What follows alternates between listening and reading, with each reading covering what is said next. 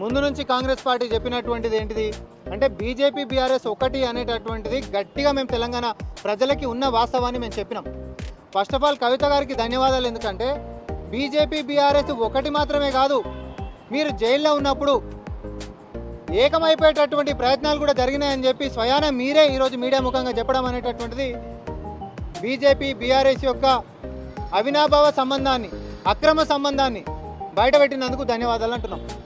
ఎందుకంటే ఆమె లేఖలో కూడా చాలా స్పష్టంగా చెప్పింది ఏమని, ఎంపీ ఎన్నికలలో బీఆర్ఎస్ తనకి తాను త్యాగం చేసుకొని బీజేపీ పార్టీని గెలిపించేటటువంటి కృషి చేసినటువంటిదైనా, లేకపోతే ఎమ్మెల్సీ ఎన్నికలప్పుడు అభ్యర్థులనే నిలబెట్టిపోయకుండా ఎమ్మెల్సీ బీజేపీ వాళ్ళని గెలిపించడానికి ప్రయత్నించినటువంటిదైనా, ఇవన్నీ కూడా బీజేపీని పెంచనీకే పోషించనీకే బీఆర్ఎస్ పార్టీ తనకు త్యాగం చేసుకున్నటువంటి తీరుని కాంగ్రెస్ పార్టీ ఎప్పటి నుంచో చెప్తా ఉన్నాం. తెర ముందు మాత్రమే కోడిపుంజు లెక్కలు కొట్లాడుకుంటుంటారు, తెర వెనకాల మాత్రం వీళ్ళు దోస్తులే, ఇక్కడ గల్లీలలో మాత్రమే డైలాగులు ఉంటాయి, కానీ ఢిల్లీలోకి పోయినప్పుడు మాత్రం డైవ్లే ఉంటాయి అనేటటువంటి మేము చాలాసార్లు చాలా సందర్భాలలో చెప్పినాం.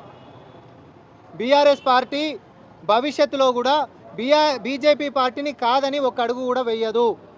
భవిష్యత్తులో కూడా బీఆర్ఎస్ పార్టీ బీజేపీతో కలిసిపోతుంది.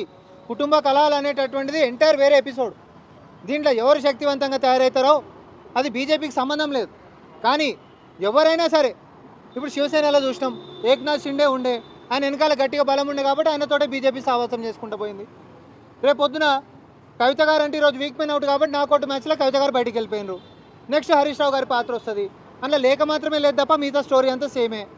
కానీ అదే పార్టీలో ఉంటూ బలోపేతం కావాలని కృషి చేస్తున్నటువంటి హరీష్ రావు గారు మరి రేపొద్దున ఆయన బీఆర్ఎస్ పార్టీలో ఏక్నాథ్ షిండే అయి బీజేపీ తోటి ములాఖత్ అయ్యేటటువంటి వ్యవహారాలు కూడా చాటుమాటుగా కొనసాగుతూనే ఉండేటటువంటిది సర్వసభ్య సమాజానికి తెలుసు.